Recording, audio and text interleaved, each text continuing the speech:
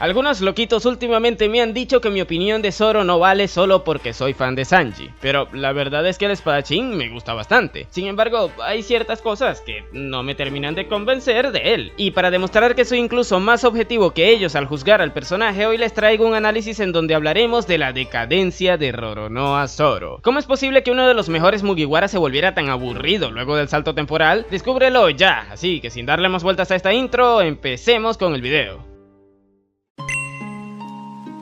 Bien, lo primero que debemos explicar son las bases del personaje, y para ello nos tenemos que centrar en su trasfondo, siendo el evento más importante del mismo la caída de las escaleras que sufrió su más grande rival, Kuina, quien prefirió quitarse del camino antes que verse en la situación de tener que ser superada por Zoro, ya que según ella, el hecho de ser mujer haría que tarde o temprano se frenara su progresión como espadachina, y aunque esta conclusión a la que llegó es bastante cuestionable, fue un pensamiento que se generó en su cabeza producto a la educación que recibió, pero bueno, esto marcó a Zoro de por vida, puesto que jamás logró vencer en un duelo a su rival, y al ambos compartir su sueño, se vio en la obligación de pedirle a Meito que ella blandía para que así, cuando lograra cumplir su objetivo de ser el mejor espadachín, ella también lo obtuviera junto a él de forma simbólica. A mi parecer este es un trasfondo bastante funcional, puesto que eso nos establece el objetivo del personaje, y una motivación bastante convincente que incluso nos dejaría bien en claro la que sería la característica más resaltante del personaje, y esa es la implicación descomunal que posee, de la cual hablaremos más adelante.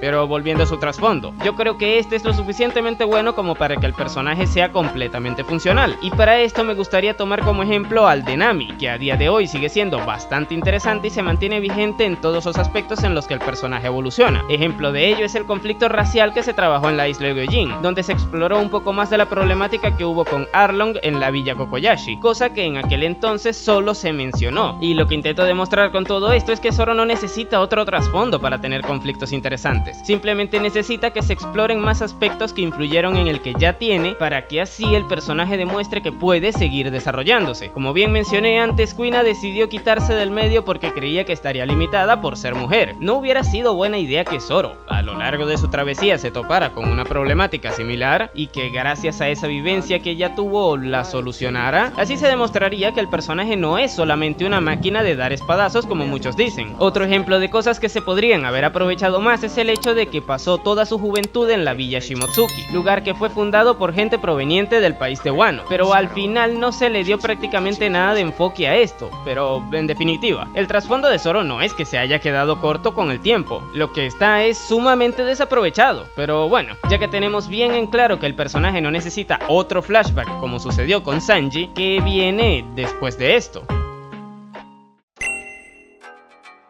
Como bien mencioné antes, el pasado de Zoro dejó bien en claro sus características que más resalta, y esa es su implicación, la cual hizo que en su pasado tomara la Meito de Kuina para cumplir su sueño en nombre de ambos, y la que haría que se comprometiera completamente con Luffy en su travesía luego de tener su más grande punto de inflexión, el cual se dio bien temprano en la historia, y ese fue en el arco del Baratie, donde luego de fracasar al intentar hacerle frente a Mihawk se dio cuenta de que Luffy arriesgaría su sueño, el cual era el de ser el próximo rey de los piratas, para defenderle, puesto que sin dudarlo se lanzó hasta el lugar en donde ambos estaban peleando para ponerse entre el medio, defendiendo así a su tripulante. Mihawk no tenía intenciones de rematar a Zoro, pero el simple hecho de que el sombrero de paja se atreviera a hacerle frente a alguien que demostró ser tan superior a ambos se lo dejó bien en claro. Si Luffy estaba dispuesto a dar la vida por él debía hacer lo mismo por su capitán. Es por esta razón que a lo largo de su viaje por Paradise se nos construye la figura de Zoro como el del Mugiwara más comprometido con la visión de Luffy, razón por la cual se deja golpear al igual que él en el arco de Haya, momento en el cual se contrasta su visión con la de Nami, quien se oponía a que ambos lo permitieran, ya que a pesar de que ambos son igual de leales a su capitán, Zoro está más comprometido con el accionar de Luffy y no tanto con la lógica que hay más allá de eso, como es el caso de Nami. Sin embargo, su lealtad no es totalmente ciega, y eso lo pudimos ver en el arco de Water 7, lugar en donde vio el punto más bajo al que llegó el liderazgo de su capitán cuando este no supo gestionar de buena manera la problemática de Usopp.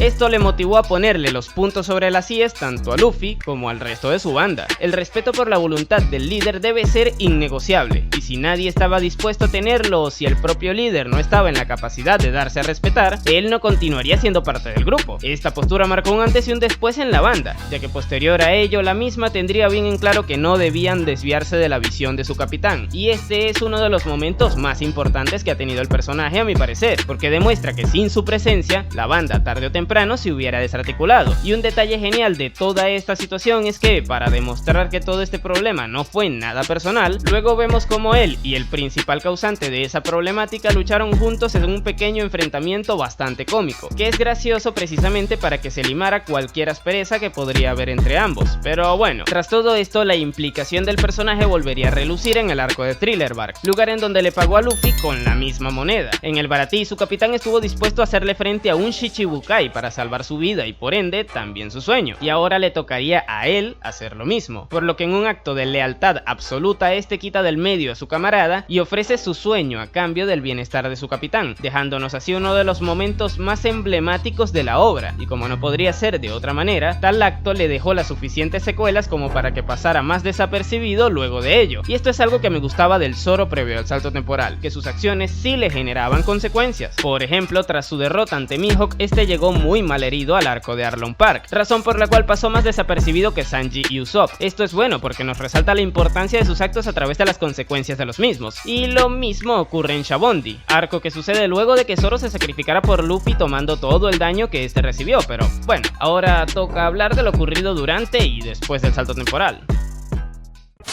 Y antes de continuar, les comento brevemente que la pestaña de miembros está activa en el canal. A través de ella pueden apoyarme con una pequeña donación mensual. Además, así podrán desbloquear los emojis exclusivos de esta comunidad. Échenle un ojo, no se imaginan lo barato que sale y lo mucho que me ayudan con ello.